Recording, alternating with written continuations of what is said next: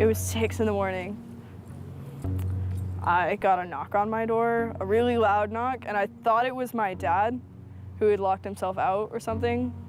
So I opened it, and it's the LED flashlights and the really obnoxious bulletproof vest and the dragging me out into the cold when I'm in my pajamas.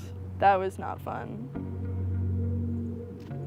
They seemed pretty shocked by the sarcastic, belligerent, angry teenager that they dragged out of bed that day.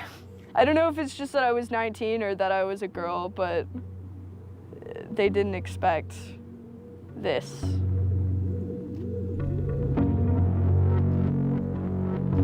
"10,000 angry kids, whoever they are, they scared the shit out of some people those days.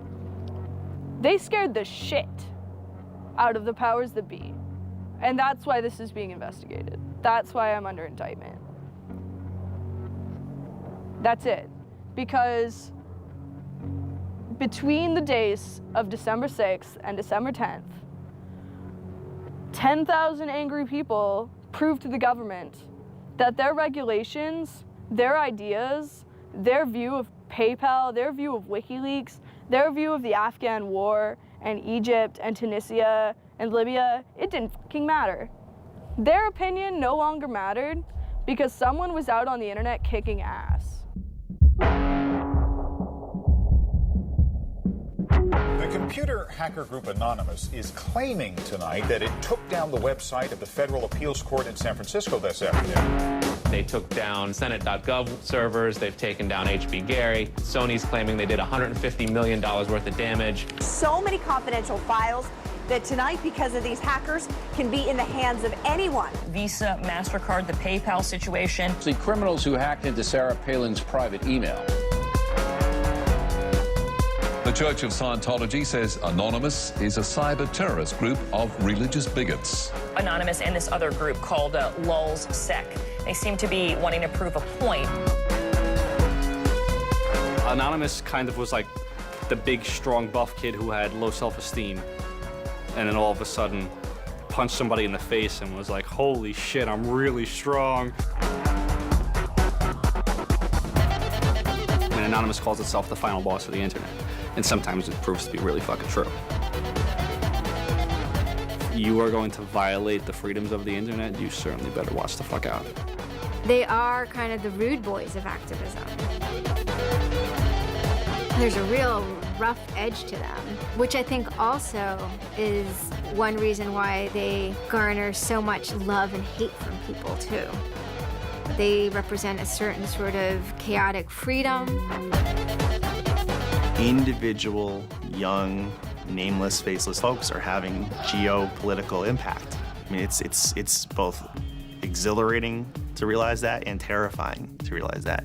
It kind of depends on how that power is wielded. We are legion. We do not forget. Expect us.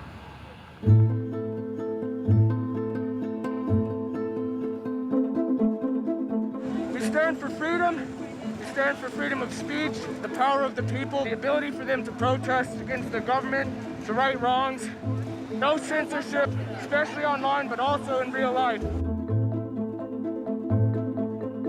We have members throughout society and all stratas of it worldwide. Yet we have no leadership. It's one voice. It's not individual voices. That's why we don't show our faces. That's why we don't give our names.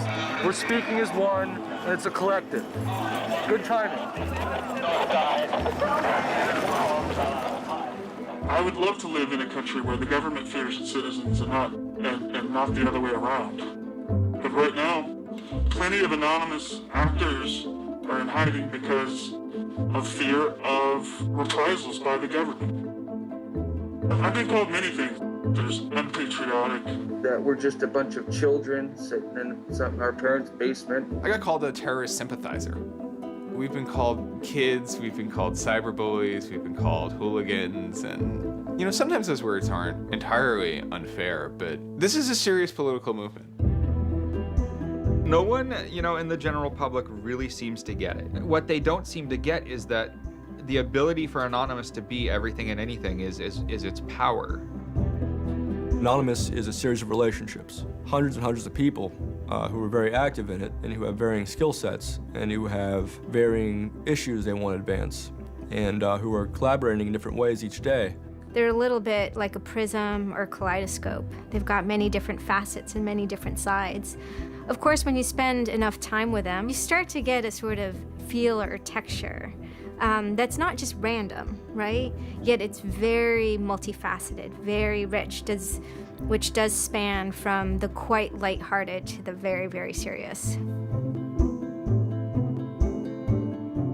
Bob Dylan had a line in a song just saying, to live outside the law, you must be honest. They might do something which isn't technically correct, maybe it's not legally correct, but they're doing it for purposes that in their minds at least are ethical. People who know what they're doing, who share an ethos, who have a commitment to exposing and humiliating the man, who have a very low tolerance of lies and what they perceive as evil on the part of overweening power structures. They share information, they share tools and techniques, and they are currently having a very good time. The hacker culture, as we know it, really sprang from one place. It was MIT, and it was specifically the people in the Model Railroad Club, the Tech Model Railroad Club. Hacking originated as humorous pranks. When the guys at MIT put a Volkswagen up on top of the dome of the building, and people woke up and saw the car up there in the morning, or they measured a bridge by the body lengths of somebody. I would say his name was Brian, and discovered the bridge over the Charles River was, 822 Brians. These are funny things. That's where hacking originated, and it migrated into engineering and computer communities. It's witty, it's pranks. Basically, Microsoft and Apple both got their entire start off computer crime. Bill Gates stole pretty much all of MS-DOS. Steve, Jobs, he was creating boxes to defraud the phone company, I always saw hacking as implicitly political. Hackers, whether they're conscious about it or not, whether they're explicit about it or not, make a statement about how we should treat information. And some years after my book came out, one of the people I wrote about, Richard Stallman, got very publicly and explicitly political about open software, and he believed that software should be free. Free as in freedom, not free as in beer, as he put it there. Behind it, whether misguided or not, there's a political impulse. Hacktivism was a term coined by a group called Cult of the Dead Cow. The Loft had an interesting relationship with the Cult of the Dead Cow. There was 3 members that were in both organizations. And we kind of kept like the serious security research that they would do under the Loft name. And if they were doing some sort of just goofy stunt-like things, they would do it under the Cult of the Dead Cow name. Because the Cult of the Dead Cow was really kind of sort of like a propaganda type of organization.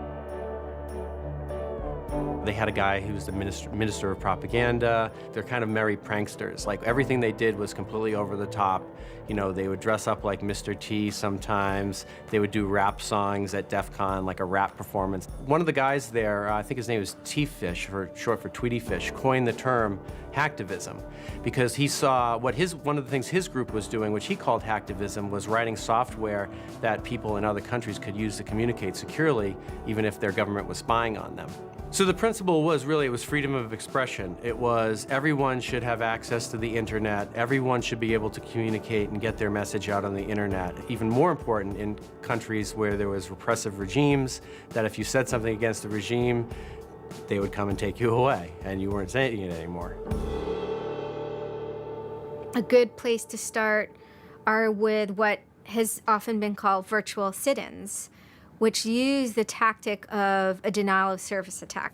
Denial of service has been around for a long, long time. The equivalent of like if you for some reason wanted to disrupt a bus service, right? You can hire 1,000 extras to all go and like line up at the bus station, right, and get on the bus. And so that anyone who was really trying to get on the bus couldn't do it, right?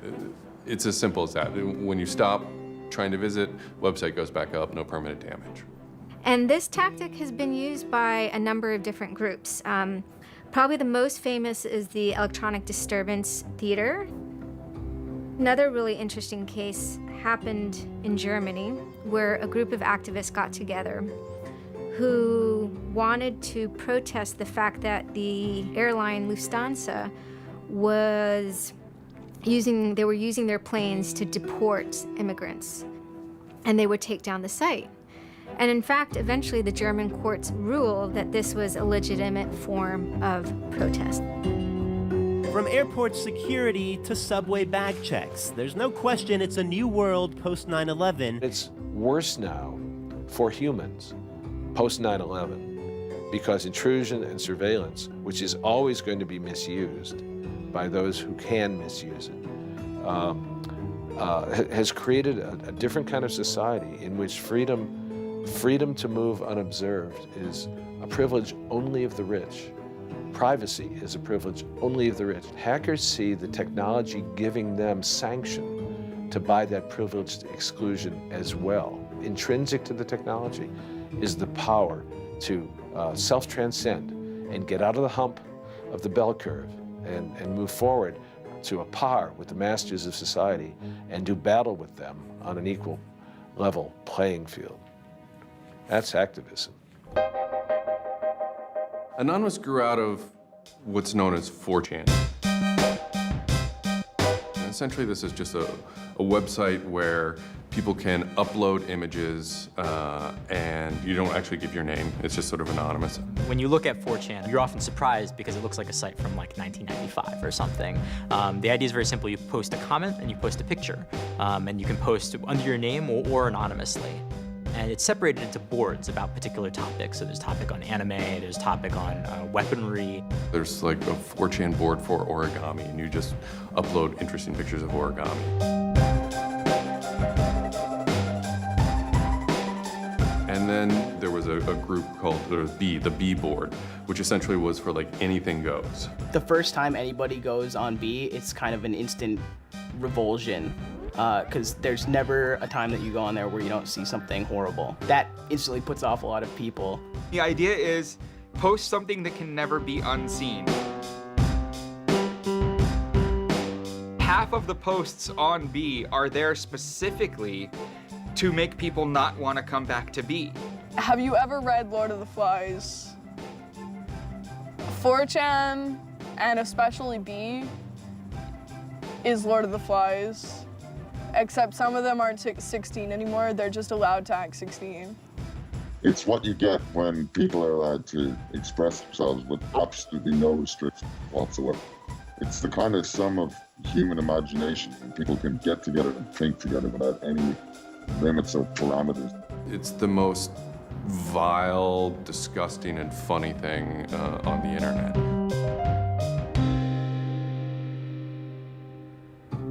4chan was founded by Chris Mootpool when he was very young, maybe 15, in the early 2000s. He started 4chan because he was a big fan of Japanese animation. Chris Mootpool is the sweetest kid you've ever met in your life. He's small and he's got these sort of like tiny features, and he runs the most disgusting website in the world. What I think is really intriguing about a community like 4chan is just that it's this open place. As I said, it's raw, it's unfiltered, and sites like it are kind of going the way of the dinosaur right now. They're endangered because we're moving towards social networking, we're moving towards persistent identity, we're moving towards a lack of privacy, really. The B board, that's the exact opposite of Facebook. Facebook, like, you're supposed to be like who you are, and there's sort of one model, which is that like you're friends with people, right? In 4chan, you're totally anonymous nobody. And anonymous speech is, a lot of it's ugly, but not all of it is, right? It is actually sort of a place where people can be honest. One of the important things about 4chan is to have a thread that really explodes and lasts for a long time. If it doesn't, then it disappears. It's a site that's not archived. So it creates conditions for anything that grabs attention at some level. And so humor and grotesqueness as a result are quite good for that. I'd rather just be referred to as anonymous, I guess, in any interviews, because I have some docs out on me. 4chan's just where I went to. I grew up on it and I lived there. That's just what I did for fun. It takes a thick skin to enjoy it. But, you know, as long as you're not offended, you'll occasionally come into something really cool or really creative on 4chan. I think the most interesting thing about it is how you can watch memes evolve. You'll see something posted one day, and then a week later, it's got 50,000 derivatives of it. A meme is basically just an idea. It's kind of like a gene, but in the realm of the idea. A lot of the great internet memes that we all know and love, you know, lolcats, right? You know, little cats doing funny things, and then they have, you know, Icon has cheeseburger, right? All that stuff seems to start in this like petri dish that is 4chan b-board.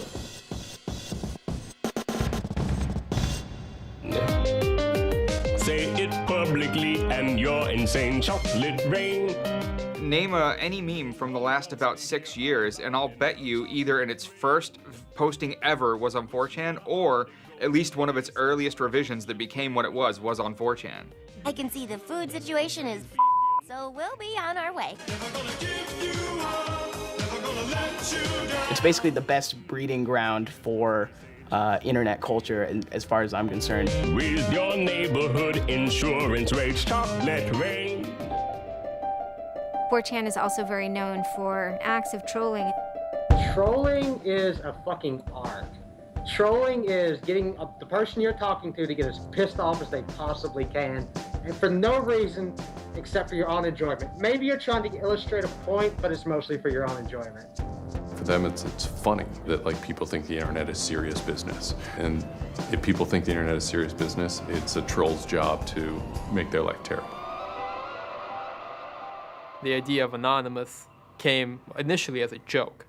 I mean, somebody suggested that, what if the whole site, what if 4chan, what if B was just one person? And what if that's just one guy called Anonymous sitting somewhere, and you're just reading all these posts by one guy? And it kind of looked like that from the outsider's perspective. I mean, there's no way to tell the difference. It might as well be one guy. Fox News did a very famous segment about it. They call themselves Anonymous. They are hackers on steroids, treating the web like a real-life video game, sacking websites, invading MySpace accounts, disrupting innocent people's lives. And if you fight back, watch out. Destroy. Die. Attack. Threats from a gang of computer hackers calling themselves Anonymous. I've had 7 different passwords and they've got them all so far. Anonymous hacked his site and plastered it with gay sex pictures. His girlfriend left him. She thought that I was cheating on her with guys. As long as I can think back, Anonymous have done some pretty off-color things in the name of getting cheap laughs, you know. But, I mean, that's part of the culture. They get what they call lulz.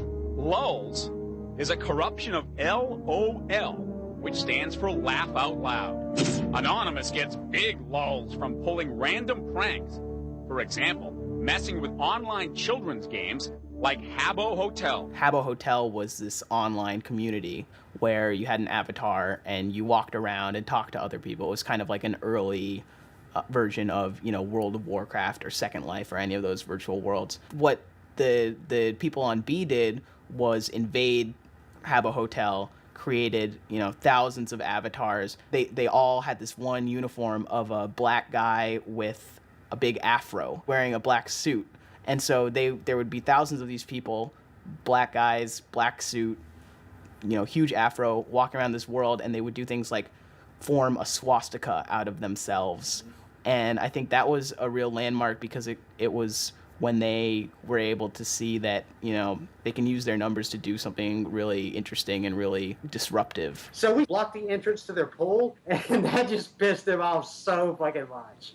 It was fucking beautiful. That was fucking just wonderful. Wonderful times. Those kids love that pool. They love the shit out of their pool. The goal was actually to offend everyone, simply because the idea that we could offend you by drawing a little shape on the screen was stupid to the people involved in it. They were like, really? You're going to get that mad over us just drawing this on the screen? Wow, well, you need to refocus a little on life because this should not be upsetting you that much. Barrett Brown. I'm the director of Project PM and former operative with Anonymous. We were targeting furries, which were a subculture of people, of course, who, a lot of people on 4chan find irritating by virtue of their being irritating. A furry is someone, generally a male who's autistic in his 20s, who identifies with animals and oftentimes has sexual attraction to other people dressed as animals. There's diaper furs, furs who enjoyed wearing diapers, baby furs who enjoyed thinking themselves as a baby. We had furry infiltrators, people trying, we had secret groups. Mine was called the Illuminati /I/Illuminati, and we were, our goal was to wreak as much havoc as possible because it was stupid. There's a point, when I was, otherwise, seemingly respectable writer, 2007. My first book had come out like that, but I spent my evenings on Second Life, that big, virtual world, riding around in a virtual spaceship with the words faggery daggery do written on it, wearing afros, and dropping virtual bombs on little villages and concerts, and waving giant penises around. And that was the most fun time I've ever had in my life. All these different organizations online, whether it's 4chan, or just any website, there's typically a community aspect to it. This is where people have their social relationships. This is where their friends are. This is where they have a creative outlet. And so all those aspects are going into groups like Anonymous, where people feel like they're part of a bigger thing and they're able to express themselves within that group. There were certain words, certain phrases, certain ways people respond to things, certain images that were posted that created a pattern, and that pattern was, I guess, the origin of what is now Anonymous. It's like Freemasons with a sense of humor. And so much as they have this common symbology, and one of their chief joys, which is kind of wrapped up in power and secrecy, was the fact that they could recognize each other by referencing these symbols, referencing these phrases. Over 9,000. It's over 9,000! I lost my iPod. Mudkips, anything involving mudkips. So you have this weird sort of international culture developing with people, across the world, wherever they may be. In late 06 and, into early 07, there's a bit of a sea change where instead of just posting a bunch of content or randomly saying we're going to go over to some website and post a bunch of dirty comments against someone, it becomes a little more organized. Welcome to the Hal Turner Show. They went after a guy named Hal Turner. I am being discriminated against because I'm white. Hal Turner was a neo-Nazi who was, big online and had a podcast. I think that the 14th Amendment was not ratified properly, and I think, therefore, it is still okay to have Negroes as slaves in America. The first time I heard about Hal Turner is he was knocking somebody on 4chan. He was just being a major dick to a relatively known user. And for the fun of it, we started trolling him. And then I guess we kind of figured we had a moral high ground, which allowed us to get people on our side. But he was a fucking neo-Nazi. That's not okay to be in modern society. You're not allowed to do that. And there's a million neo-Nazis out there. But he started picking on our dudes, so we had to go to our dude's fucking defense. And it just so happened that he was a neo-Nazi, so that's a bigger reason that he's a fucking dickface. I'm like, yeah, screw that racist son of a bitch. Let's do this, So I joined in, and I made some of the phone calls, and, I played around on the chat thing on his website and posted in the threads and whatnot. Who are you? Where are you calling from? Hola, this is Pedro. Spick, Diego. Don't call my radio show anymore, you filthy spick animal. The college that I go on the Hal to Turner show. has begun an integration program where they try and purposely lower standards to bring more blacks and quote unquote diversify the campus. And by the end of the next 5 years, they intend to bring over 9,000. He was just a horribly racist radio personality who seemed to handle it well when you called in. Like, he could handle being berated by Anonymous. And that made it very interesting. It made it a bit of a challenge. It wasn't some guy who just either crumbled or stopped answering the phone. It was a guy who would yell back. I don't see where you're going with this. Where I'm going is, I believe Barack Obama is genetically incapable of exercising the power necessary to govern the most complicated nation on earth. That's where I'm going with this. And I think part of the reason he's incapable of doing it is because of racial genetic inferiority. Is that clear enough for you? No, you changed the subject again. Wait a second, you asked Hal Turner me... wasn't the first, like, actual person that, Anonymous had caused trouble for, but the circumstances ended up being significant. They DDoS'd his website, stuff like that, costing him thousands of dollars, bandwidth fees. We DDoSed him, which is overflowing his server with packets and fake information. And then we kind of trolled him in real life. We sent countless pizzas to his house. We signed him up for escorts on Craigslist. We sent a bunch of pallets of industrial materials to his house, which he ultimately had to foot the bill for. And basically we destroyed his ability to pay for his radio show, and that took him off the internet. He was super pissed. And then they ended up getting some real hackers to help them out. Like, this wasn't sort of pranks. They actually were able to get into Hal Turner's private servers and his mail servers and find some interesting emails that he was serving as an FBI informant, which, if you're a right-wing neo-Nazi, is not a good thing to be. And obviously him being an FBI informant, and also his reaction, his sort of douchebaggy reaction to the raids, damaged his credibility within the white nationalist scene, which is a shame. Hal Turner's gone. He's been prosecuted by the feds for threatening judges. It wasn't supposed to be different, but it ended up being different. People who observe Anonymous see this group called Anonymous going after this white nationalist and say, oh, hey, look, Anonymous must be some kind of activist organization. So by virtue of those people joining Anonymous, Anonymous becomes more of an activist organization. What follows is a period of confusion and anger in which the original Anonymous people, the sort who want to keep Anonymous as this nihilist little, ridiculous group, are upset that now, that the most terrible thing on the internet is now becoming a force for good all of a sudden. Anonymous has never been about getting media attention or getting all of this attention towards it. It means a community, a pretty sometimes insular community that just kind of kept to itself, made jokes and made content. But that was, of course, changed completely. Just turned completely on its head when Chinology started. Anonymous began to become less of just a culture, people who wanted to perform pranks, and more of the internet's first army. I'm Mike Vitale, and my handle is Seth Dude. Now, this is January 2008. Anonymous is strong now. We're not a little dinky fucking group anymore. This is millions of people worldwide, and we're watching. And then Scientology stepped in with a big target on its chest. A video came out of Tom Cruise. It was supposed to be like an internal Scientology video, talking about secrets of Scientology. Being a Scientologist, when you drive past an accident, it's not like anyone else. As you drive past, you know you have to do something about it because you know you're the only one that can really help. It talks about you're the only one who can stop, bad things from happening. And so this is kind of widely mocked online. It circulated like wildfire. There's nothing part of the way for me. It's just... People found it humorous and goofy. And the Church of Scientology went into their legal mode, and they threatened websites with lawsuits if they didn't pull down the video.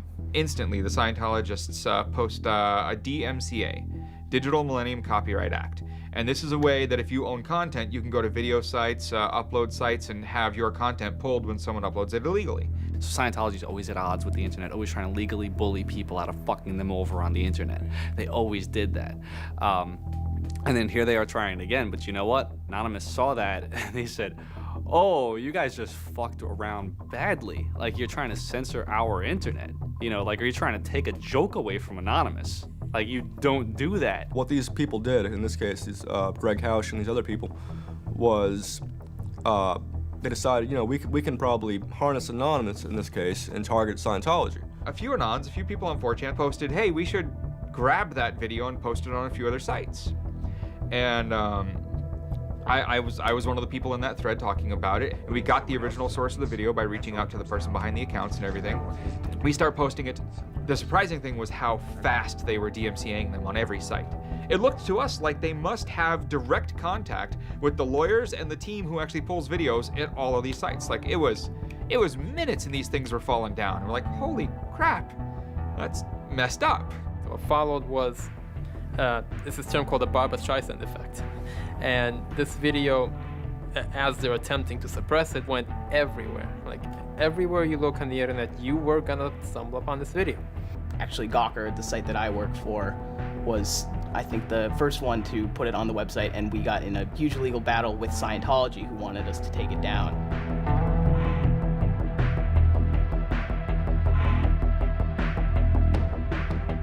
A guy joins the channel, and he says, you should all look at Gawker.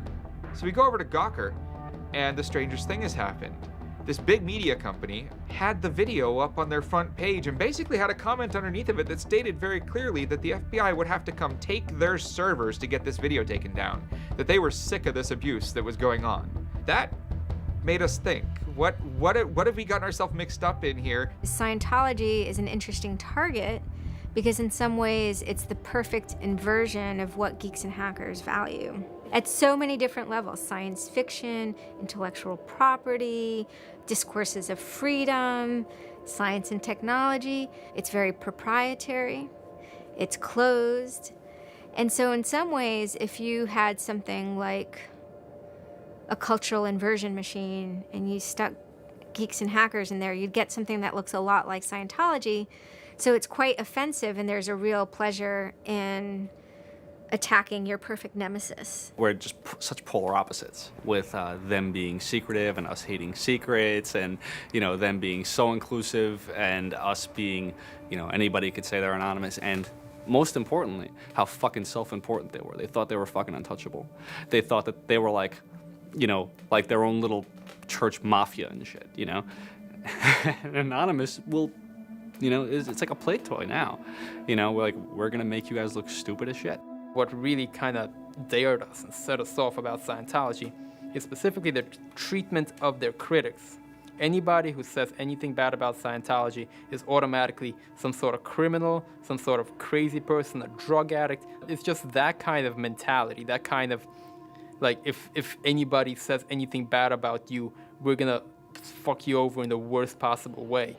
It resonated like this feeling of disgust within us. That was a big problem. That was the big problem. The censorship aspect of it. The audacity of this cult, this creepy cult, to go into our territory and tell us that we can't post this? No, fuck them.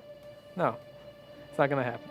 And people who knew what Anonymous was to begin with were like, oh my God, Anonymous is gonna go to war with Scientology. This should be really interesting. Especially because it's two weird ass groups.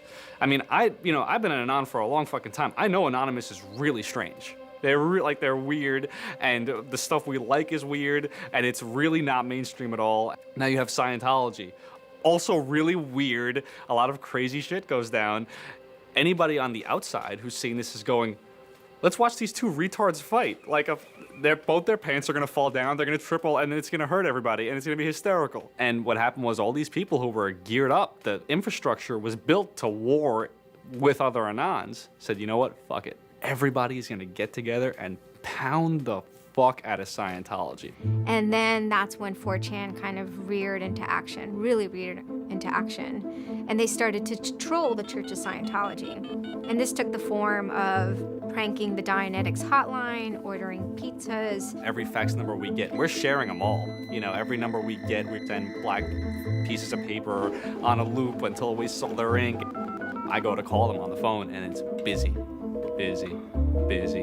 And that's their main fucking Dianetics hotline. Their Dianetics 800 number, you can't get through because Anons have completely fucking clogged it and just probably saying stupid shit. The whole idea was just you call them just to keep them on the phone. What's an Elron? How do I Dianetics my face? They were not expecting that, and they couldn't handle it.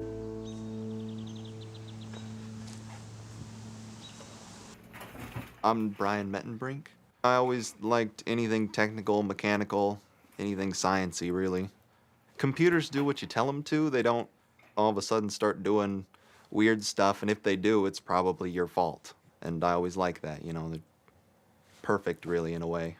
I had just gone to 4chan just on pure happenstance, and I saw a post about the Scientology thing, and I started looking up stuff, and I'm like, oh, this is actually for a decent cause. I think I'll, do this. You started seeing all the stuff in B, and I saw the stuff in B then. Everyone's gonna DDoS Scientology. Everyone's gonna bandwidth rape them. Anonymous Members have developed a distributed denial of service attack tool called low orbit ion cannon, which is taken from a computer game. Low orbit ion cannon is what's called an end game weapon in Red Alert. All you had to do was literally follow instructions step by step. I downloaded a program that's free and legal for anyone to download and use. And I followed the instructions and I typed in www.scientology.org and I pushed go. And what it does is it tells Scientology.org, in this case, it tells them to send their website to my computer about, I think it was 800,000 times in a weekend. And I'm pretty sure I probably took it down myself a couple of times. This tool is low orbit ion cannon, sometimes referred to as LOIC. I am actually not breaking any laws by using this tool against my own computer, 127.0.0.1, which is a non-routable address. But of course, if I were to have attacked one of those other bigger sites out there, I would have severely been breaking the law and would have been doing it in a way that was quite easy to track. What you do is you put in the site, you see that the IP is correct, you make sure that all these settings are good, and you hit the button, and off it goes. It felt like you were making a difference. You know, just you yourself, and you didn't even have to leave your home, you know? You just sat at your computer and followed instructions and stood up for what you believe in, so to speak. You made your say in the world, and hopefully it turns out better for it. Yeah, that was some really crazy stuff to watch. To be sitting there in front of a monitor and you have just information just flying in front of you, and it's this unseeable internet war. And one of the guys said, we need to make a video. We have to make a video.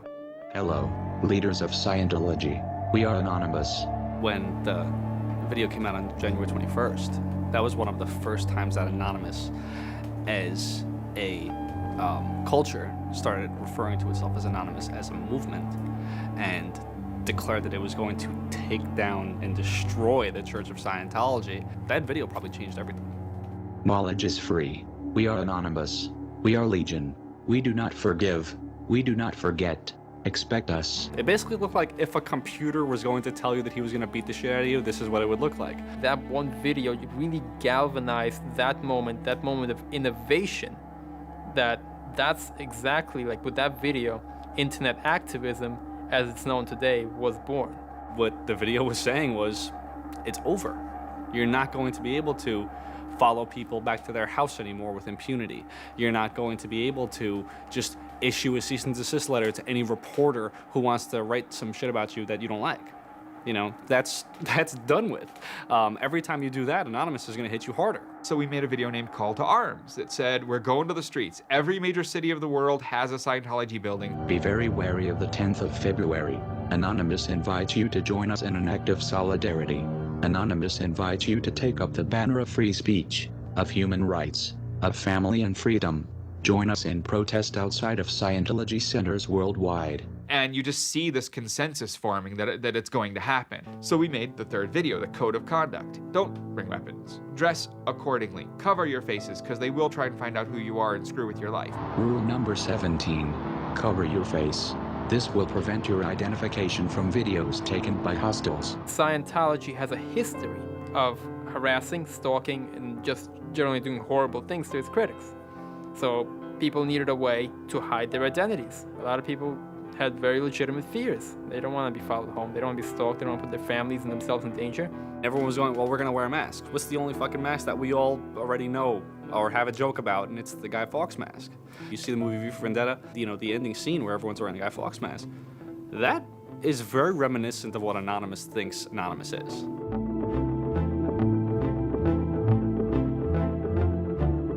We wanted to represent anonymity in some way when it moved into real life. I think that the Guy Fawkes mask was one of the most natural things to happen. It is the idea that none of us are as cruel as all of us. You have this massive crowd of people who are anonymous that is going to fight against a bigger thing and win. Even after watching the video, it's like, yeah, this is great, but who's actually gonna do it? Who's gonna step up? Are people actually gonna get out of their house? And I guess we were really affected by the stereotype of of that whole community, they're being internet nerds, that too afraid to leave their mom's basements. I figured maybe 15 nerds from every city somewhere might show up and wear their masks at a building for a while and leave. No one thought that they were going to come out. This is me on the way there. I haven't slept. I'm very fucking tired. And I remember going to the park that day, and it's really fucking early in the morning, which I thought was a bad idea. And I'm smoking a cigarette, and I'm looking around like, where the fuck is everybody? There's nobody here. So here I am, sitting in Bryant Park, waiting for the other announcers to show up. I remember thinking like, oh fuck, like, am I gonna be the only one in the park? Am I gonna walk to Scientology with fucking 6 or 7 people? Which totally defeats the entire purpose of this, because now they could single me out, you know? Then I get up and I start walking around and I see there's a lot of green balloons over there for some reason. On the other side of the park, there was like fucking 200 people. There was Guy Fawkes masks everywhere. And I'm like, holy shit, this is huge. There's a fucking lot of us. That's pretty good. I had no idea how many Anons there were until we started moving. And it just fucking got bigger. I remember walking through Times Square, and everybody in Times Square was an Anon. Like, and you know, this is like a fucking 1,000-person per like fucking minute foot traffic area. And everywhere I'm looking, I'm seeing fucking Anon symbols. It was fucking wild. It was really wild.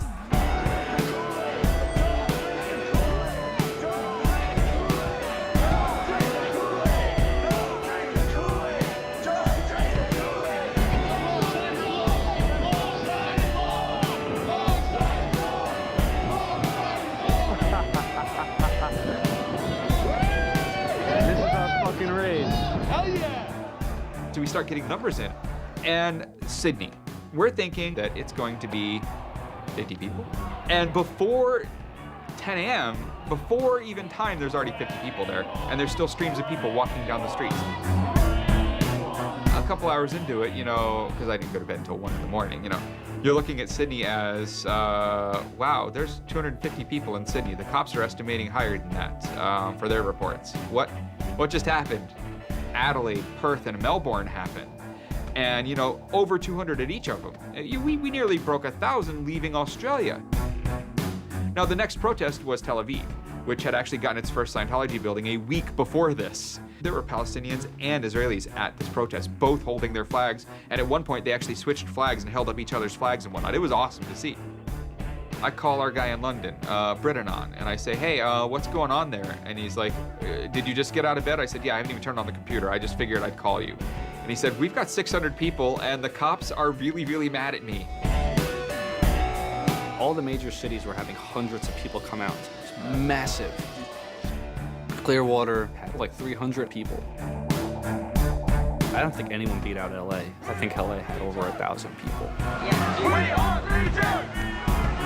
The thing that happened was something completely different, and hundreds of people from every city just swarmed the streets. It was kind of overwhelming, a little even scary, but scary in a good way. Soon, you know, we're at around the 10,000 mark, you know, and we were joking the whole time, over 9,000, you know, one of those memes. It was too surreal. It was not believable. You go by what name? We are Anonymous. It was very empowering, especially after people saw the thousands of people showing up. This was it. We owned the world at that point. You've got lolcats and you've got rickrolling. You've got all these other things that Anonymous has been involved in. Then, you know, take us a month later and, you know, 10,000 people were just in the streets. And in every major country in the world, in every major city in the world. And what the hell just happened? What changed? You know, who flipped the switch? The world looked very different to me at that point. We all met each other. The idea of an Anon is you're fucking alone until you get to 4chan, you know, and then these people all think like you know? Then all of a sudden you're not alone. You are with fucking 500 others, you know, they all know the same jokes as you. They all clearly have similar interests as you. Here's your culture. You meet your own people finally. immediately you felt like you were at home. If you were an Anon, you were at home. We all like spent years in the same place, looking at the same pictures, laughing at the same jokes. You know, we pretty much were already friends, even though we've never ever met. It was very happy. It's perhaps a little surprising. It's not just preteens or teenagers. There's a far more even mix of males and females than you would imagine otherwise. Everyone always figured Anonymous was a very male, thing, but it wasn't like that at all, There's some fucking hot girls come through. Like, there's some really, you'd be surprised. And there were a lot of these so-called guys who weren't socially good. They were very awkward. They still lived at home at 23, half of them virgins. And I'll tell you, the amount of those people who got laid from these protests happening is in the thousands that would not have for years probably. That's why those protests were so important. It was a chance to finally meet other people that were previously anonymous and unknown, and hence it was the moment of the end of their anonymity. Scientology, they kind of fought back, so to speak. They posted stuff online. While claiming they are peaceful, in less than 3 weeks, anonymous members made or encouraged 8,139 harassing or threatening phone calls, 3.6 million malicious emails, 141 million hits against church websites, 10 acts of vandalism, 22 bomb threats, and 8 death threats against members and officials of the Church of Scientology. They basically antagonized, really, is what they did, which is really one of the things they're great at. They wanted to find me. They did. They hired PIs. They started taking pictures of us, threatening to sue us. People were getting followed. People were getting followed home. It'd be a regular thing for someone to say, oh, I had to lose someone on the subway. I saw someone from the Scientology Center, and they were following me. They would follow us to our houses, try to intimidate us, send us cease and desist letters. They had a PI hand deliver a cease and desist letter from a very expensive lawyer. It was a double message there. It was a, hey, we know where you live, and we know your name, and here's something from our lawyer. Just these old tactics that they used to fight the activism they faced before the internet just were completely ineffective against Chanology. Most of the people who received them actually framed them and put them on their wall. I've seen multiple of them framed and put on the wall. Mine's sitting in my closet somewhere in a box. They don't care to actually use the legal system to get you thrown in jail. They care to use the legal system to get you to stop. I did the whole low orbit ion cannon stuff, and then I pretty much just went about my life after that for probably, I think it's 6 months, and then the FBI showed up here at my parents' house where I wasn't, looking for me. 2 men got out of the car and took Flashed took their jackets off and laid their guns on the front seat and came up to ask us if Brian was home and explained that they were the FBI and they were looking for Brian, and I've never been so scared. And then my parents directed them to where I was living. And they showed up and said, I'd like to have a friendly conversation with you. And I had the worst friendly conversation of my life. We sat down at my dining room table, and they just started asking me questions. And I'm trying to figure out what they're here for, because I have no idea. And they eventually started asking me questions about Anonymous. I was scared to death. I mean, my son is looking at 5 years in jail and a $100,000 fine. I had no idea that it was any sort of this big of a crime to do what I did. I thought it was the kind of slap on a wrist, $200 fine type crime. So I actually told them that I did it at that point. Then it went from there. But yeah. I would have never ever believed that the maximum punishment for this was 5 years in prison. It was a very eye-opening experience. I had a little bit of trouble accepting it, knowing that I could go to prison for 5 years. Knowing that I would be in prison from age 20 to 25 for this, you know, I thought that was a little bit extreme. I tell people it would be different if they drank and drove and killed somebody. But he didn't do that. It's hard to deal with, harder to deal with, because he didn't do that. He just pushed a button on his computer, and as he explained it to me at the time, it was like pushing the refresh button over and over and over and over 800,000 times. And it seems like such a little thing. I did the second most damage is what Scientology said. I sent the second most out of everybody. So I got the maximum for my category, which was 1 year in prison and 1 year supervised release. I think, you know, the way I feel is for what I did was one of the most, like, lopsided punishments I've ever, like, read about or heard of. Yeah, I think it's ridiculous, especially the year supervised release where I can't touch a computer for a year. I'm not sure what that's supposed to solve, except make my life difficult. So that computer behind me back there, I could go back to prison if I went over and touched it. I can't knowingly associate with members of Anonymous. They just made a big deal about Scientology as a religion and that this is America and you can believe in whatever you want to believe, and I'm pretty sure they actually compared me to like the KKK and the Nazis and stuff in the courtroom. Yeah, it's a completely different Yeah. issue. I'm very proud of what he did. He stood up for what he believed in, but that was never, ever mentioned. I never would even dream of hurting anybody. You know, it's just not me.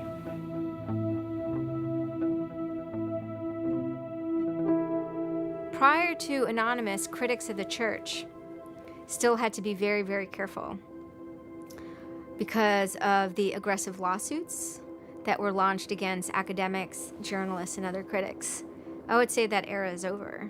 And Anonymous, more than any other sort of intervention, is probably responsible for that change. This actually caused a decent rift in Anonymous. There was one big group, significant group of people who would say, this Chanology stuff, it's cancer, it's awful, it's bad, it's just bringing attention to us that we don't want. The trolling isn't happening, we're not getting our jollies. Like, now this is all really serious and moral and somber, and like, well, you know, that's not what I signed up for, that kind of thing. And then there are the people who were on the other side who are going, well, I only signed up for the serious and somber. You guys, go away. This is, you know, and, you know, there became this very fierce clash of ideologies, and it was alien to us. They decided, in their own words, which I was privy to because it was told to me, stop ruining our bad name. So to make Anonymous look bad, they go off and they post animated GIFs, animated images to epilepsy forums that are black and white, just strobing really quickly. So any of the epilepsy people on these support forums see it and they fall off their chairs, you know, in seizure. You start hearing this term moral fag. If you're not out there making epileptics have seizures, then you're doing it wrong. So you're a moral fag. Which is what I am, a moral fag. Those who want to use Anonymous as, you know, as a tool for good in some sense, rather than just doing what we used to do, which is to screw with video games. One Anon said it well once. There is no leader. Their ops have momentary leaders, de facto leaders. I like to describe this with the picture of a bird swarm. Everybody's flying very, very quiet. Suddenly one bird flies into the other direction and the mass fly into the same direction following that person. It's totally okay to say, I'm sorry, I don't take part. When Chanology was running full force, it was like a kid stretching for the first time and actually seeing the real power.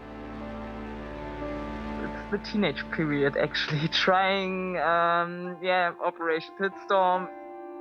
Operation Titstorm. Australia over the past couple of years has been relatively malignant in their attitude towards internet freedom compared to other Western countries. A guy named Tux wanted to attack the Australian government in retaliation for upcoming internet censorship laws. And one of them involved banning pornography with women with small breasts for some reason. So that was the first time that Anonymous went up against the government. When they DDoS'd and took down several government sites, it was the first time that Anonymous was going up against a state.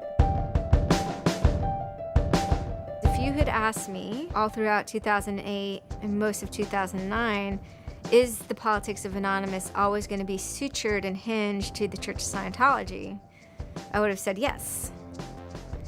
And it became unsutured, unhinged, when a different political wing was born in 2010. The Motion Picture Association had hired an Indian software firm to DDoS the Pirate Bay.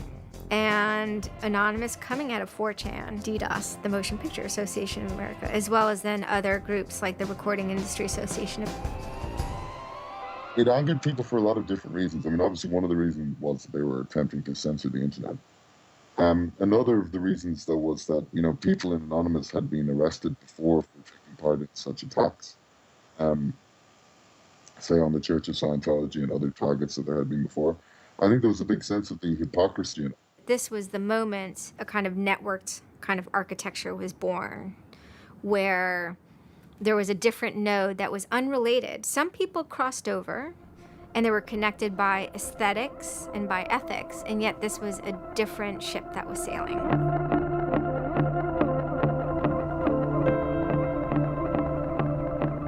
It is our task to find secret abusive plans and expose them where they can be opposed before they're implemented. The interesting thing about someone like Assange is that he actually also sprang from, you know, a hacker culture. It's a mentality of spreading information. Julian was Mendax. He was the greatest hacker that ever walked the face of the earth when I was a kid. I mean, they rumored he could move satellites around in space by hacking into NASA. I mean, you know, maybe it never happened, but I mean, it was, you know, it was a myth that kept young kids like me wanting to, like, you know, plug a computer into a modem and see if I can move some satellites around. WikiLeaks is an instantiation of the hacker ethos. Truth wants to be free, and we want to liberate it. WikiLeaks released a huge trove of diplomatic cables. There was a lot of controversy from every quarter of society. The WikiLeaks website released nearly 400,000 secret U.S. files on the Iraq war late today. It was the largest leak of classified U.S. files in history. The diplomatic cables show the U.S. is spying on its allies. Lots of things which were understood in private and may have been not even talked about explicitly. Suddenly they're out there in the cold light of day, and it's going to make some governments and some individuals very uncomfortable. He was showing the world a glimpse of how, you know, the powerful elite actually work, at least to some extent. I mean, these are fairly low-level diplomats sending messages back and forth, but it's a side of government you hardly ever see, and it's pretty eye-opening. And you know, once it's out, it's out. I think information wants to be free, but let's look at it. Let's analyze it. It's important that we know such stuff. It's important that we know what our governments do, and if they don't tell us, then somebody has to. There was one particular moment that really sparked the fire, and this was when PayPal, MasterCard, and Amazon pulled services for WikiLeaks. So all of a sudden, there's no way to actually like process donations to WikiLeaks. And then people went and found like neo-Nazi groups. Visa and MasterCard were perfectly fine with you being able to, like, you know, PayPal being able to like make donations to them, but WikiLeaks, no. You can pay the KKK, you can donate money to the Westboro Baptist Church with your PayPal and your fucking MasterCard, but you can't give any money to WikiLeaks. And I think WikiLeaks is doing a good thing. It's just a total hypocrisy. They got their little fucking banking mafia to fuck, you know, WikiLeaks over. People were incredibly angry. There was a real sense of rage. I think there was a sense that WikiLeaks was exposing the lies that the government had told to the people, and that the government was desperately trying to make sure that those lies weren't exposed. And there was just an intense, I can only call it fury. If you're a hacker, it's one of those John F. Kennedy was shot moments, not to actually compare it to that, but it's one of those moments you always remember exactly where you were when you heard it. I mean, I just really never dreamed that they would have the audacity Anonymous very quickly moves into an attack mode. Anonymous DOSed PayPal. They were pissed.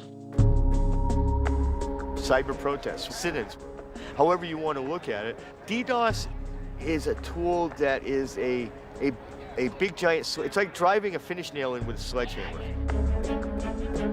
The numbers of participants were massive, massive.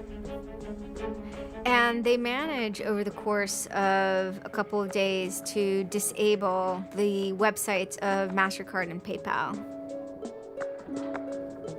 It was like watching the hack magician finally get a trick right, because you're not expecting it, and then it's magnificent. It was beautiful.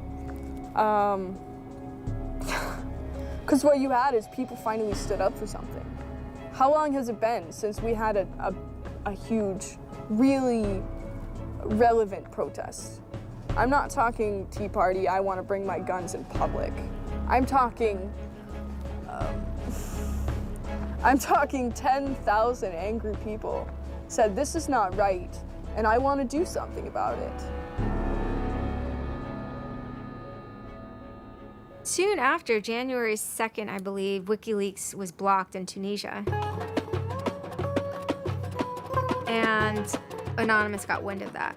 They then intervened, at first solely for the purposes of like stopping the kind of censorship that was happening. They did some DDoSing, and this was a time period where they were getting involved with what I would call non-internet-y social movements and building lines of solidarity.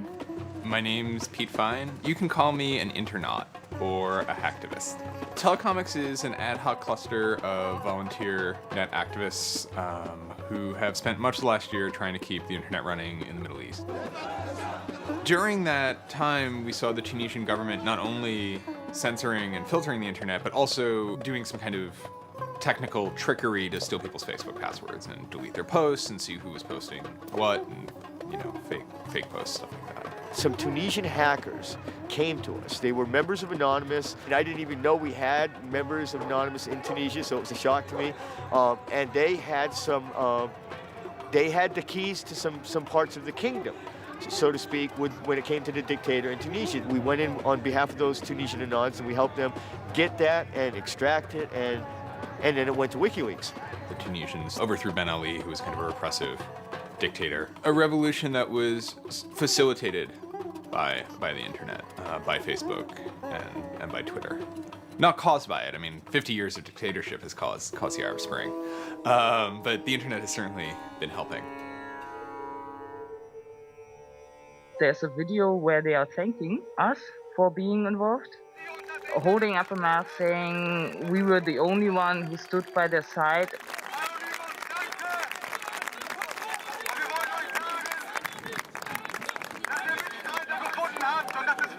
For me, it was awesome to hear that and to feel the connection. The same group of hackers that target anti-WikiLeaks sites have now turned their attention to Egypt. In kind of the lead up to the Egyptian revolution, we would tweet on people's behalf. We would get people from Egypt who were unable to access Twitter on their own on our IRC network, and we would take reports from them and tweet them out using our account to kind of help them get the word out about what they were experiencing. Some of this shit is personal. And one of the things about the movement as a whole, when Egypt rolled around, is that Egypt broke us emotionally. Watching in real time with live feeds that we helped set up, Egyptians get massacred with machine guns.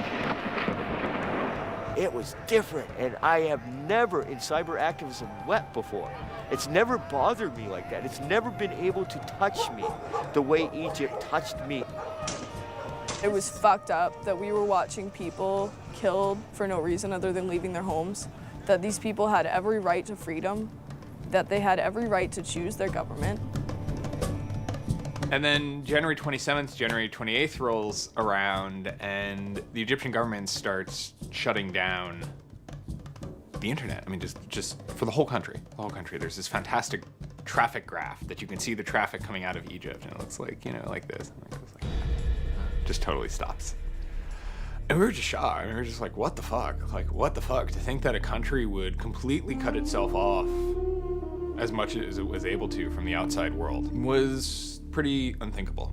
You know, we know bad things go on in the dark places. And suddenly it got quiet. I remember that somehow burned into my brain that first Twitter was flooded and suddenly everything was quiet. That's the kind of thing that could start riots. I think when Mubarak did what he did, I think it really upset people here as well as in the Middle East. I put myself in their place, and I found myself in a desert of nothingness because he just wiped out everything that my world incorporated. That just showed me and everybody else that the same thing can happen at any time, at anywhere, in any government. Anonymous and the people on the internet stood up and said, go fuck yourself. You want to shut down their internet? Fine. The people on the internet will show them how to turn it back on. It's almost like the internet as an actual thing. It's like the internet is a living thing. It's like a conscious thing that gets up and says, no, you can't do that. A lot of my friends helped with encryption, helped people on the ground in those countries validate SSL keys and certificates, and really showed them how to subvert their government and become free. And then Telecomics started to tweet connections to the internet, dial-up connections. In Egypt, the care package we put together included some kind of our comms information, the ham radio and dial modem details. In total, we helped coordinate and run about 500 dial-up modem lines. We also Googled up treatments for tear gas and other kind of basic medical treatment and found folks who could translate that into Arabic. Sort of put this together in a nice one-page PDF and fax, and off it goes. I think the most effective thing was shutting down government websites. We're taking your dictator's web pages down. It is cyber warfare at that point. When you're dealing with a dictator like that that's killing people, all the gloves are off. We are going to not just take your websites offline, we are going to destroy your every communications. We are going to wreck you like a nation state would wreck you. In Cairo, Egypt, the crowds are shouting and screaming.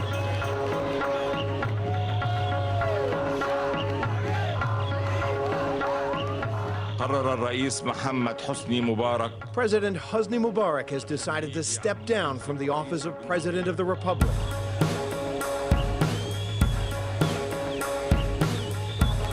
When Mubarak left, it was a hell yeah moment. People can rise up. People can make a change. And I think for a lot of people in America, it was the first time they had seen people rise up and take down their government and say, we're sick of this shit. We're sick of the oppression. We're sick of living as slaves to your power. We had Egyptians come thank us as we're doing this stuff, and I said to them, like, look, you guys just get our back if stuff goes down here.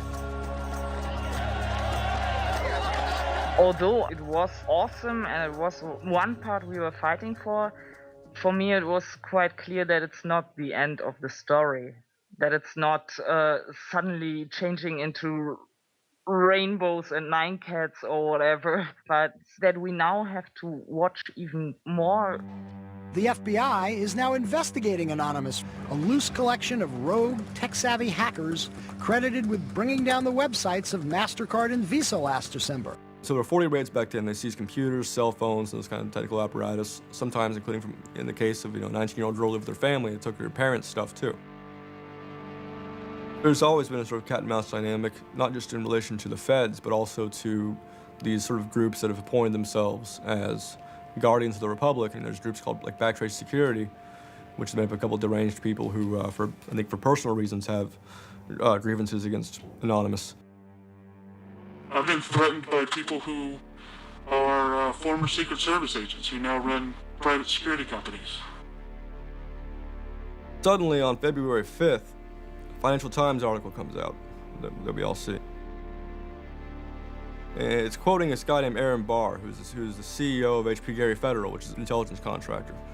And Aaron Barr is telling his Financial Times journalist, Joseph Min, that he's been secretly monitoring the AnonOps server where all this is going on, and has done so for several weeks, and using his own custom brand of information operations techniques, has managed to identify the alleged leadership of Anonymous, including 25, quote, lieutenants, unquote, some sort. We have to see this document.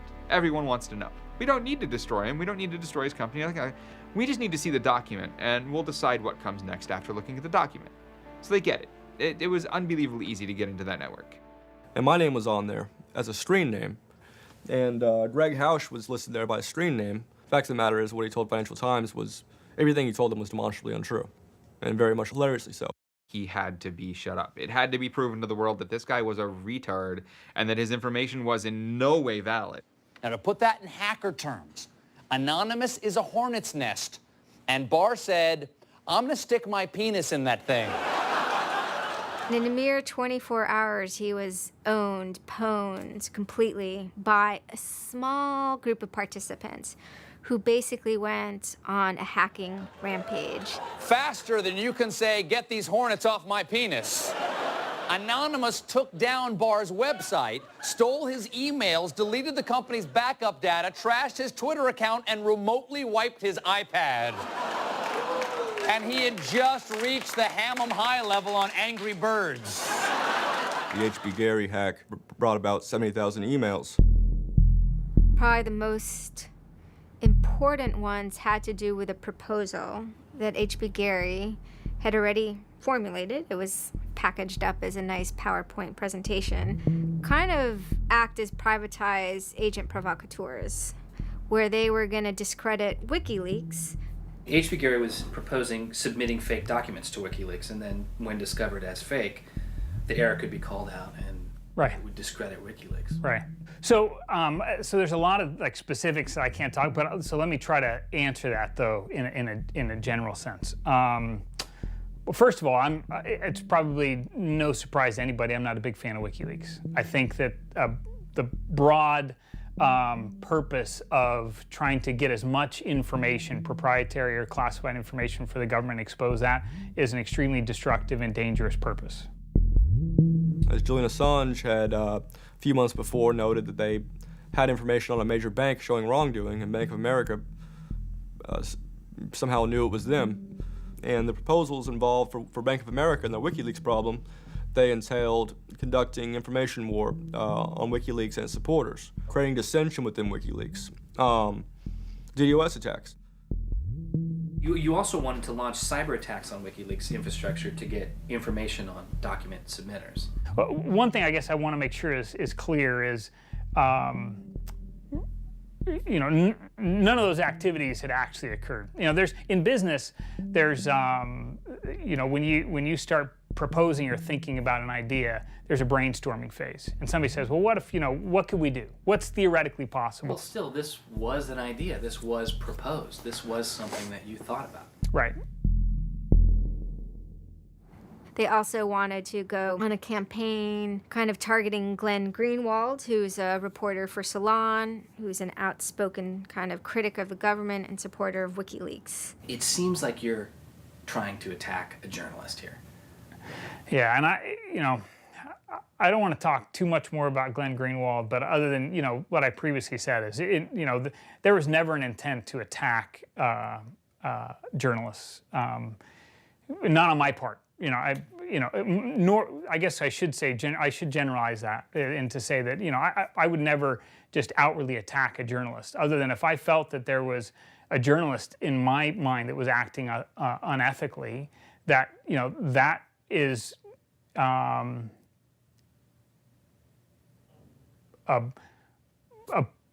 that's a fair game for having a public discussion about.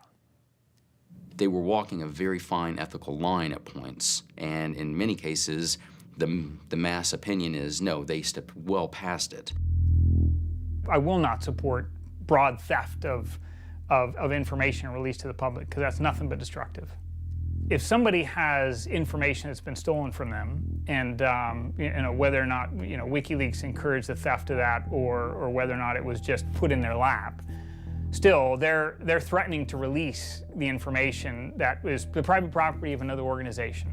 So your choices are to just allow that to happen, or to try to stop it. How offensive is too offensive?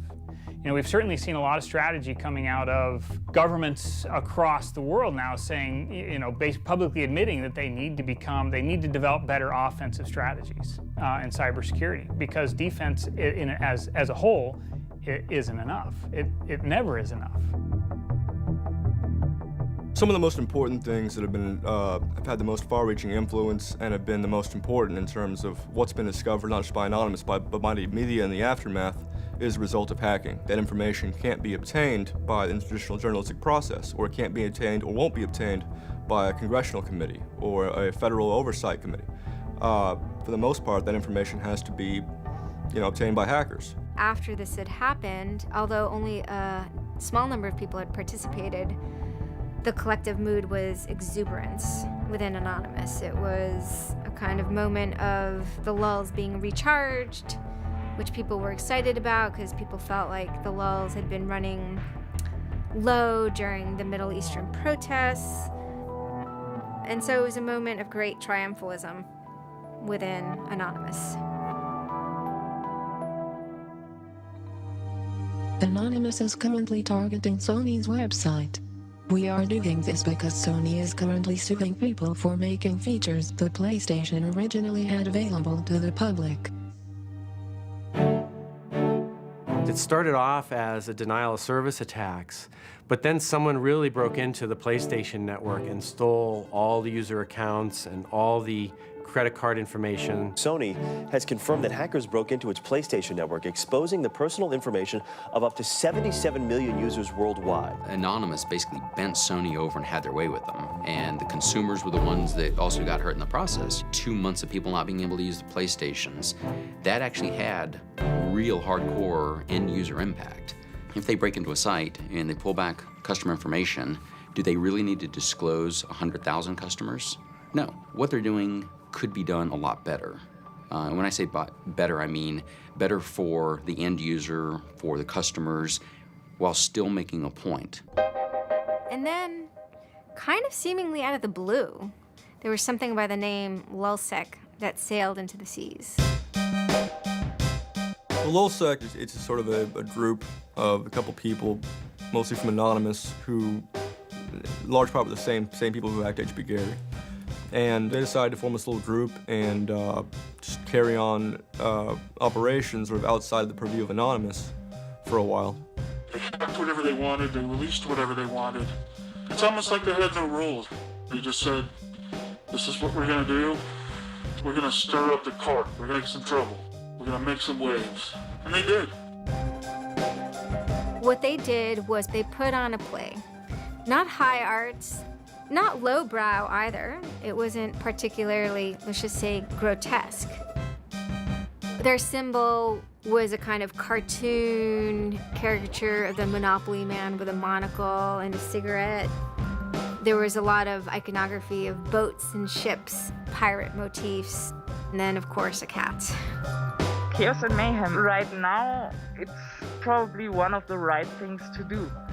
Some of the things LulzSec did in the court of public opinion were less noble. Private citizens were being doxxed, or the credit card numbers that could have been redacted. You could still make your point without actually, giving up people's personal details. So the court of public opinion swayed that LulzSec had crossed lines that maybe the previous manifestations had not. Collateral damage such as the release of docs and people's personal information who are just caught in the crossfire, really, of an anonymous confrontation, is something that a lot of anons don't really support. There was a lot of, infighting about it because their way, wasn't really our way. We will not attack the media. PBS's Frontline runs a documentary on mainly focused on Bradley Manning, the alleged leaker to WikiLeaks. And just for a lot of Bradley Manning supporters didn't like it. They felt it was a little too psychologizing, right? It was like looking a little bit more like his personal life than like why it is he leaked the documents and what the documents actually meant. They hacked a website putting a story that Tupac and Biggie had kind of escaped the world of celebrity fame and attention and retired quietly and discreetly in New Zealand. Also, when they attacked PBS, you know, that gave me the creeps, you know. As a journalist, I'm not too thrilled with the idea of someone judging that we don't like you to write that. We don't like your reporting, so we're going to shut down your website. I'm uncomfortable with that. It could be me, and I could be writing something about a group that they didn't like. And, you know, hey, I'm happy to sit and talk with them about it, but, you know, don't shut my website down. This is obviously about freedom of speech, so attacking the press would be would sort of be a bit of a contradiction. So people always said, well, we shouldn't do that. And obviously LulzSec had a completely different agenda, so they had no problem doing it. They sort of saw themselves as going out there, breaking into like anything, everything, governments, corporations, police departments, largely for the same reasons Anonymous would. You know, they went after Arizona for immigration policy, 50-day run, causing mayhem, havoc, and then, you know, ended it. The computer hacking group, Lulz Security, has announced it's disbanding, saying it had achieved its mission to disrupt government and corporate organizations for fun. I call this whole thing the rise of the chaotic actor. It's not like the first time we've had hacktivism, but we're definitely seeing like a renaissance in it. And chaotic could be chaotic good, neutral, or evil. You know, if you go back to the old Dungeons and Dragons charts. And some people see Anon-Ops initially, let's stick with Anonymous, as chaotic good. They saw Operation Payback, or they saw attacking Scientology, and they say that's good. It's like Robin Hood, right? Chaotic good. Outside the system, but doing something good. Other people saw Anon as chaotic evil, like the Joker. They just want to see the world burn and doing potentially irreparable damage. And the truth is, yes, it's the entire column of chaotic.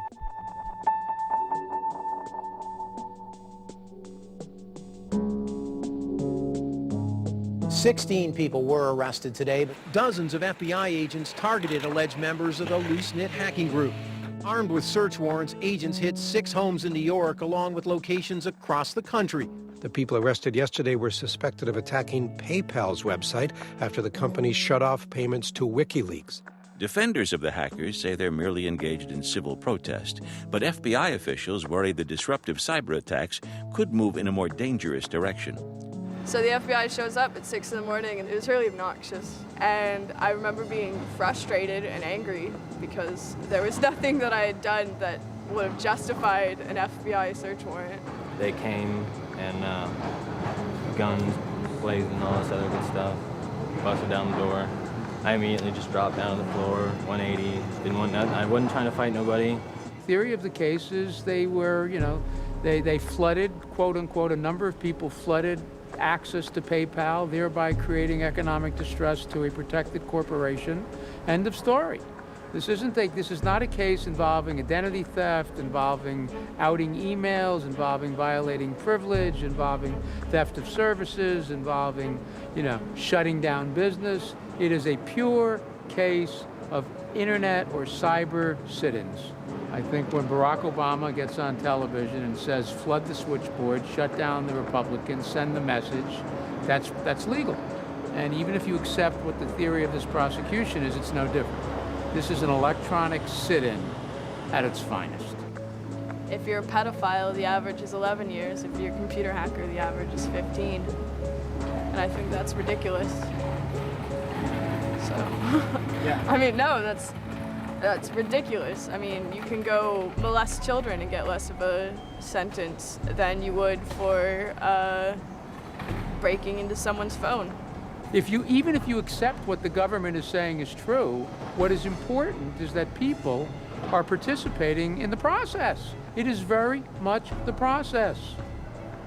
It is sitting in an encounter in Selma, Alabama, 500 Freedom Riders refusing to allow people to go and sit in at a segregated lunch counter. They write books about that stuff. It is demonstrating at a street corner saying no to a war. It's just a different, it's just a different vehicle. It's the same results.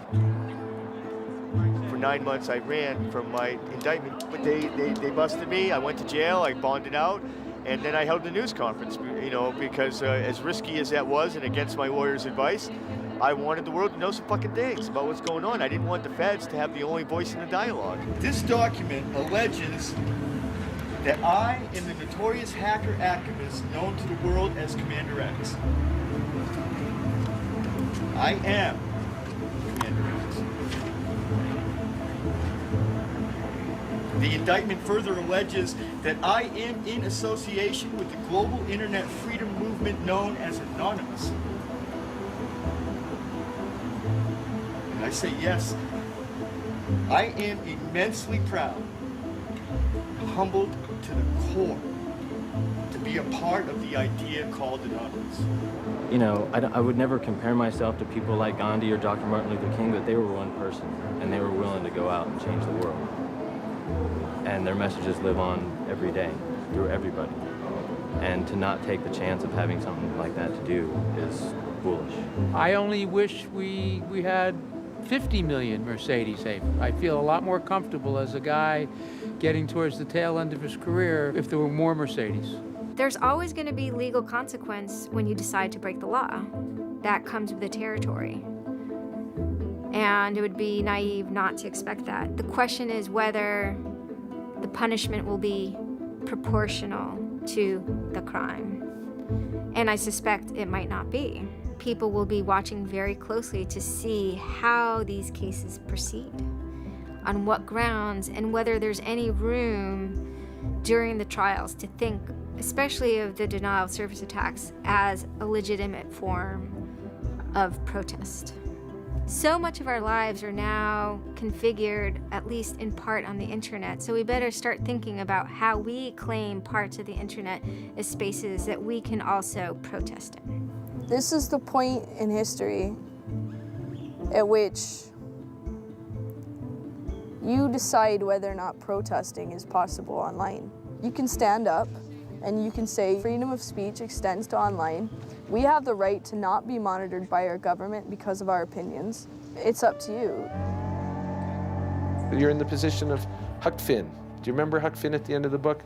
He's told he's got to take that slave and give it back. Two things will happen if he doesn't. One, legally, he'll go to jail, because Jim is property. Two, he'll be damned eternally and burned in hellfire, because he's in an evangelical environment in Missouri. And Huck smokes his corncob pipe all night and thinks about it, and next morning he says, well, damn it, I'll go to hell then. In other words, he discovered that in order to be an expert at ethics, you had to transcend the legal and sanctioned religious appropriate truths of the day in order to access the meta-truth of both legality and righteousness. Well, hackers see themselves as Huck putting down that corncob pipe and saying, all right, I'll go to jail. All right, I'll go to hell, but I'm going to do the right thing.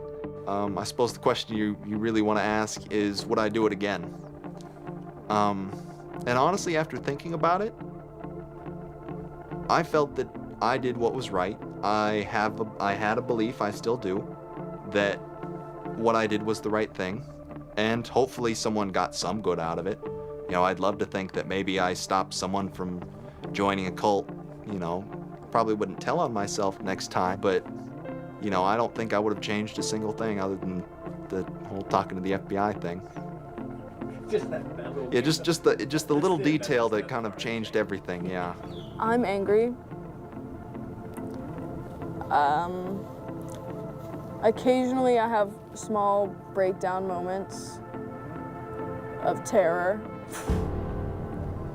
but I haven't stopped believing what I believed. I haven't stopped wanting to fight. I haven't stopped caring.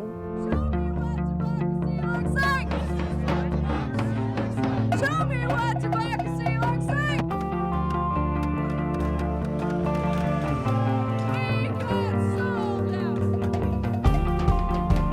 I don't think this whole issue is a technical hacking thing. This is more about human philosophy and psychology. What's motivating us? Why is there so much unrest or disenfranchisement or anger that would lead people to want to take matters in their own hands and join these? Whether you think it's bad or not is irrelevant. It's not going away. I have stood upon the mountaintop known as Anonymous and looked down on a world inflamed with revolution.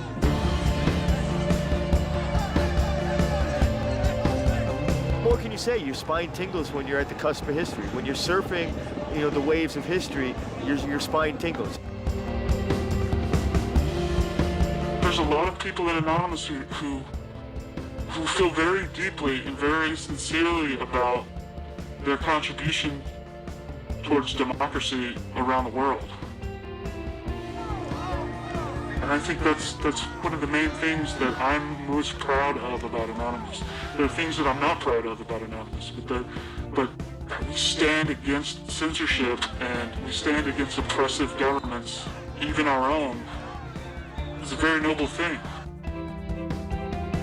If you have power in real life and you have money in real life, it doesn't fucking matter on the internet. What matters on the internet is your actual ideas. How smart you are, the quality of you.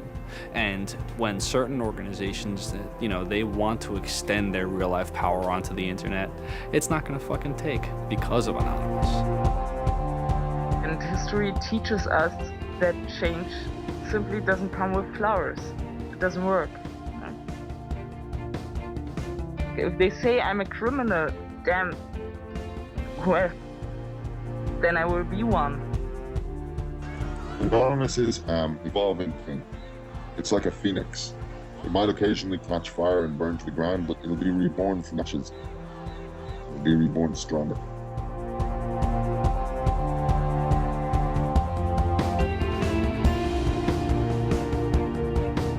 I don't care if you're a Democrat or a Republican or an independent, or if you like Ron Paul, or if you worship pigeons or Scientology, or if you're Catholic or atheist or Methodist. I don't care about that. Your opinion matters. I don't care if I disagree with it. I don't care if I hate your guts. Your opinion matters.